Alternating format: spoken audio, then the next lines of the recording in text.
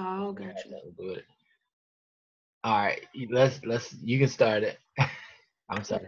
Welcome to Fact Checking 101. This is Gigi, and today's episode is all about how to start a business with our special guest, no other than Tim, the motivator, aka Tim Simpson. So, we're going to start off with you basically introducing yourself and telling us a little bit about yourself and transitioning over into explaining what entrepreneurship is. Absolutely. Well, thanks for having me. All Thank right. you.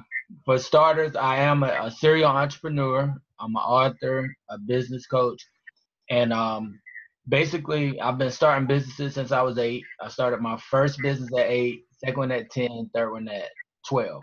So Okay. pretty much before I was 13, I was a serial entrepreneur. Now, from age 19 to my early 30s, I basically started 11 different businesses. I had 2 restaurants, 2 tire shops, 4 cleaning companies, a digital marketing company, a lawn care service that I bought out of the Carolina Trader. Um, what else I have? A few internet ventures. So I've basically been doing a lot of different businesses. So I basically evolved into a business coach and consultant. So now I help other people start their business. Now, Awesome. with my definition of entrepreneurship or what Hmm. is an entrepreneur, I basically make it to where anyone could monetize their time, talent, knowledge, or skills. So my definition of an entrepreneur is basically anyone who creates an income earning opportunity for themselves. All right. So anyone who creates an income earning opportunity for themselves is an entrepreneur. And I'll give you an example. So all right, just say if I'm a comedian, all right, I sell jokes, right? So I Hmm. can't you can't go to the comedy house for free. So my product basically would be jokes, right? My service would be stand up. So that makes comedians entrepreneurs. All right, even with athletes. A lot of people don't look at athletes as entrepreneurs, but I do. All right, with athletes, they train their body, they work out, they study plays, and then they market their body and their talent and their skill to teams, and the teams cut a check. So once again, they're creating an income earning opportunity for themselves. So that makes them an entrepreneur. Okay. So the next step, like tell us the first step as far as like how to start your business. All right. Now I usually start everybody, and I do this myself, with a business plan. Now, Okay. you don't necessarily have to have a 20, 50-page business plan unless you're trying to get a business loan from a bank, which is kind of hard to get, or you're doing it for a grant or an investor. All right. So I usually start like everybody off with a business plan. And it's really short. Like I focus on 5 W's, 1 H: who, what, when, where, why, and how. Now, I do have a business plan creation course where it basically walks you through the 5 W's, 1 H. And within that plan, you get your vision statement, your mission statement. You also get your marketing plan, your financial plan. Like, so pretty much all the components of a business plan I have packaged within that 5 W's and 1 H. So I would start with your business plan, because just say I wrote my original business plan for my LLC in 2002. And from 2002 to now, it basically spawned 11 different businesses, and it helped me make over $2 million. Oh, awesome, awesome. So my question, I'm sure everyone else wants to know, how do you legalize, excuse me, your operation? Okay, good question. Now, as far as making your business legal, of course, you want to start with your tax ID number. Or now, I'm going to say 2 different phrases, and they can be used interchangeable. Sorry, you got a tax ID number and you got an EIN number. Basically, it's the same thing when it comes to the federal and state government. So Hmm. I just say in my business plan creation course, I have a link to where you can get your tax ID number from. So now, don't ever, ever, ever pay for a tax ID number. I've heard a lot of people saying, "Oh well, I paid 150, or does it cost?" It's totally free, and you can actually just go to irs.gov and get your free tax ID number, because it's how they, basically track your income. So once you got your tax ID number, you know, next thing you want to do is basically get a business license. All right. Once you get your business license, they're going to ask for vital information like your tax ID number. And then from there is just basic information like your address, name of your company. They'll ask you your legal structure, which I think we'll get into next. And so it's real basic information, really easy to fill out. But that's how you legalize your business on paper. Okay. And okay, so can you break down the legal structure? Okay, absolutely. All right, so all right, you got sole proprietorship, which Mhm. basically means just you in the business. All right, just you. It's a fancy long word, but it's really simple. Just means it's just me.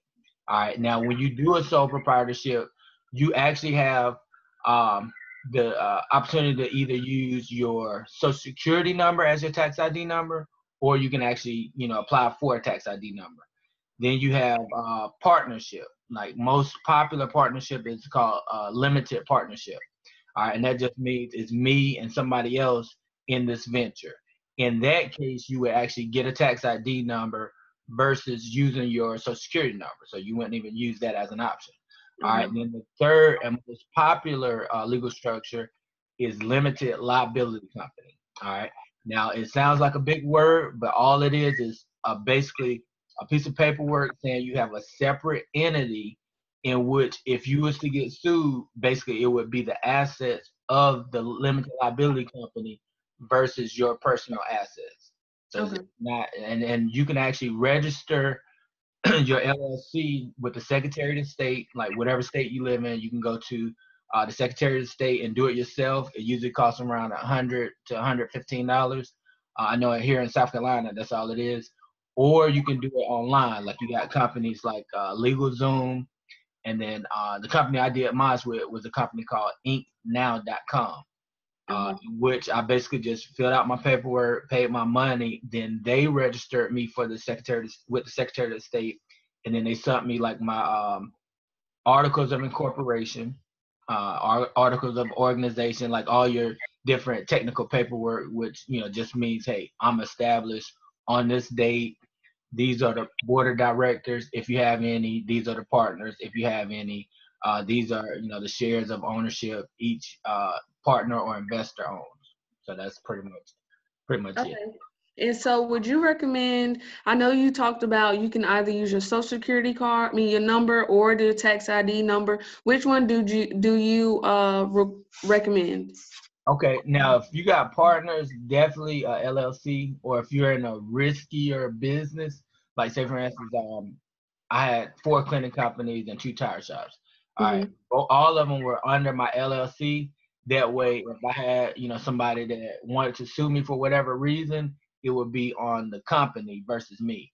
Now, if it's just me and I was looking to do a quick start and it was a low risk business, I would, probably just use my social security number. Because what Okay. happens is when you file your taxes, either way, you end up using your social security number at some point when you do your Schedule C, because they say you're gonna have your business taxes and your personal taxes, and then your tax preparer is gonna fill out a form called a Schedule C, where you basically write, you have all the money you made from your business plus your personal, and then they basically file it from there. Okay. Okay. So how do you get to the point where you can start accepting payments? Okay. Now, for starters, after you get your tax ID number, then you get your business license. The next thing you want to do is get your business bank account. All right. Okay. And you'll basically just take your business license with you and your driver's license or state ID. And then you go to the bank, whoever you deal with, if it's a good, fair bank, and you just tell them, hey, look, I want to open a business bank account. Usually it's anywhere between $25, $50 to open it. They'll ask you for your business license and your personal ID, and then you give them the opening deposit. And then what'll happen is you'll have a business account with your business name on there. Now I tell people for tax purposes and to keep up with your deductions, just get a business debit card. That way, anything you do with your business, just swipe your card. So that means gas is a tax deduction. So that means when you get gas, if you're going back and forth to a meeting or to get supplies, anything dealing with your business, swipe the card. If you go to business lunches, dinners, meetings, out of town, use your business card, because you don't have to keep up with your receipts. You can just go back to the bank and say, hey, That look, makes sense. let me get 60 days statement, 90-day statement, and it'll have all the deductions that you done swiped on your card. So Okay. most people don't understand, like, you can actually write off like your cell phone bill. In some cases, you can write off a percentage of your mortgage or your lease. If you put a magnet on your company on your card, then it becomes your company card. So any and everything that you use to operate your business is actually a tax deduction. Okay. So to keep up with it easy, once you open your business account, just get a business debit card. Okay. Okay. That sounds good. So how do you go about financing your business? All right. Now, over the years, I've used a lot of different ways, and I call it creative financing. We'll start with probably the most popular one, and that's going to be having a job. So I just say if you had a job, then all right, if you use the income from your job to finance your business, I call it working capital, meaning you working and you're investing in the capital to jumpstart your business. All right. Now that's one way. I've also started a business using my GI Bill. When I was a sophomore at the University of South Carolina, I used to get maybe $500 to $700 a month from the Army for my GI Bill. Guess what? I used that money to invest in a restaurant, to invest in a cleaning franchise, to invest in a lawn care service. That's another way. I've also used a payday loan. I've got an online payday loan. Got the money, invested in my business, pay the loan. All right, too easy. I've used income tax money to buy companies. I've rarely used friends and family, but there was a time like my mom. I think she gave me $1,500 to invest in a cleaning franchise in Greenville. I've had a few personal friends that went in on ventures and they invested money. So those are like four popular ways that you can use to basically come up with the startup capital for your business. Okay. And you spoke and you just mentioned capital, and that leads me to my next question. How do you capitalize further? Okay. Now, when it comes to monetizing your business, it depends on the business you're in. It's a lot of different ways, but the freest, most popular way is social media. Every day there are 2 billion people online. So to not capitalize off social media and the online market is business suicide. All right. So you got all these people around you every day. All right. You just basically find a crafty way of presenting your business or your services or your products in front of them, whether it's inbox, whether it's through organic posts, whether it's through videos, whether it's through IG. You basically want to try to engage your customer. Now, you don't want to make it salesy to where always I'm selling this, I'm selling this. All right, just say whatever industry you're in, you want to basically give value, meaning usable information or content. That way, they feel less like they're being sold to. People don't like being sold to, so you want to be strategic with your marketing and advertising. Okay. Now offline, you got different grassroots efforts, whereas you can do the traditional way. You want to pass out flyers. I tell my clients that your business card, you want to look at it like an asset, meaning, all right, if you're advertising on the front and the back of your card, all right, just say whatever products and services you got. If you, all right, say you got 500 cards, each card is going to have a value, meaning if you selling $10 products or $20 services, all right, that's $30 worth of income that you can get from that potential business card. So if you pass out all 500 of your cards every week, which you can get 500 cards from Vistaprint or your local print shop for probably like $20. So if you pass out 500 cards every week, then that's 500 times 30 potential dollars coming back to you. So you just do the math. 500 times 30, that's 15,000. So who wouldn't want to pass out? You see what I'm saying? And have the potential Card to every single actually week. get that amount of money. Yeah. There you go. So you just got to look at it as every card has a dollar amount on it, and you just want to get them out, get them into people's hands. You don't want to just set a stack somewhere and hope somebody picks up your card. You want to personally pass it out to ideally your potential target market, meaning who is most likely to buy from you, who is most likely to use your service. That's cool. And this is a side question, but as far as like maybe starting a business or going head in at the beginning of the year, what do you project as far as like if someone's putting their all into something, into their business and it recently launched, like if they start in January, what do you predict for them as far as like by the end of 2019? I would say you have to understand that you are in control of everything. Now, more since we're talking about business, all right, we'll talk about your business, meaning you can grow it as fast or as slow as you want. Now, most, I would say, millennial entrepreneurs, what they should understand is don't be afraid to put in work. All right, most people see, the Gary V's, the Ty Lopez, but they don't see the work that they did leading up to those platforms, to that status. So just say any business that I ever had, and I've had a lot of businesses, let's just say out of the 12, 6 or 7 of them were six-figure companies. Like my last cleaning company, I was doing 388,000 a year. All right. At the same time, I had a tire shop that was doing 120,000 a year. At the same time, I had a digital marketing company that was doing about 18,000 a year. So just say between 3 companies under my LLC, I basically was running a $250,000 company. Now I got to the point where I was able to run it in pajamas from my condo, but let's back up. I put in a lot of work to get there. So I just say with my cleaning company, I might have been working anywhere between 10 and 21 hours a day, meaning I was, doing the work. Plus, after I finished the contracts, I was finding contracts online. I was basically doing cold calls, sending emails, making sure my equipment was good. I was defining my target market. I was updating my business plan.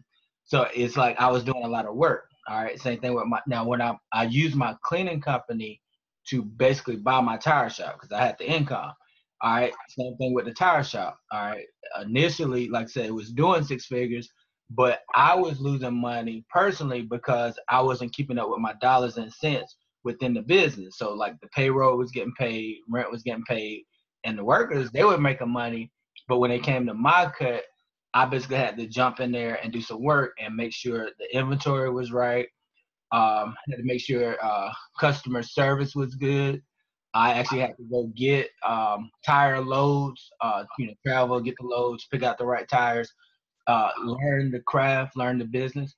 So in any business, you want to indulge yourself in the work. You want to do the work up front. Like they say, the only place where success comes before work is actually in the dictionary, and that's because S comes before W. But in reality, you got to put in the work first, and then you manifest the fruits of your labor. Just like you can't get an apple tree if you just throw seeds out there on the ground and say, all right, let me wait, let's see if an apple tree gonna come up. No, you're gonna have to dig into the dirt, plant the seed, cover it up, water it, give it sunlight, and then it's a process. So the more work you put up front, the faster results you get. Sounds good. Sounds good. So, Tim, how can we reach you and just support you and continue to follow you? All right. Now, I'm most active as far as social media on my Facebook and probably IG. Well, Facebook, IG, and LinkedIn. So my IG is basically I got 2 pages. One of them is just Tim the Motivator, and then the other one is Tim the Motivator and the number 9. All right. My Facebook link is Timbo, which is my country nickname, Timbo, and then Black, and then Sun, like Sun. So Timbo Black Sun. And then on LinkedIn, you can find me just on Timothy Simpson, like my government name, just Timothy Simpson. Okay. My email address is timthemotivator@gmail.com. And then my phone number, I don't know if they can see it, is basically just 803-261-5948. Once again, that's 803-261-5948. And I have pretty much a variety of services that I offer as a business coach. Since basically I'm a premium coach that basically offers discount prices. So I know my value, but I even tell my clients who could pay you your value. So I don't focus on charging value. I use the same approach that the billionaire founder for Walmart, Sam Walton, used. Remember, he wasn't selling $50 tennis shoes or $150 tennis shoes and $100 coats. He basically was selling premium products for less. So you would go there because of the value, and it was very affordable. And guess what? He became a billionaire. Actually, one of the richest guys in the world. Same thing with Amazon. You don't see books on there the same price you see at Barnes and Noble or Books A Million. And guess what? Those companies are actually out of business because he came in and said, all right, I'm going to sell you books for less. I'm going to sell you products for less. Now he's the richest person in the world. Guess what? He started from his garage. Yeah. So don't ever, like I tell my clients, don't go broke listening to rich marketers. If you come out the gate charging these high, ridiculous prices, then unless you're fishing in a market where people can afford that, in which most people are living check to check, I think they say 85% of Americans are basically 2 paychecks away from poverty, meaning if you went 2 paychecks without getting a check, you could be homeless. So you have to make your pricing affordable, and then you basically try to mass market, meaning you want to get a little bit off of a lot of people. Okay. All right. And like I said, as far as reaching me, I gave you my social networks. I'm very accessible. All my profiles are public because I believe if you're in business, you should be transparent to the point where your customers can actually reach you. Because it's like, how can you help or offer services if they can't reach you? That's so true. That's right. Well, Tim, thank you so much. I know I've written down some notes. I'm going to utilize them to do what I have to do for 2019. I know others will as well. Thank you again. And this is How to Start a Business with Timothy, the Motivator Simpson. All right. Thank you again for having me. Thank you. All right. Bye-bye.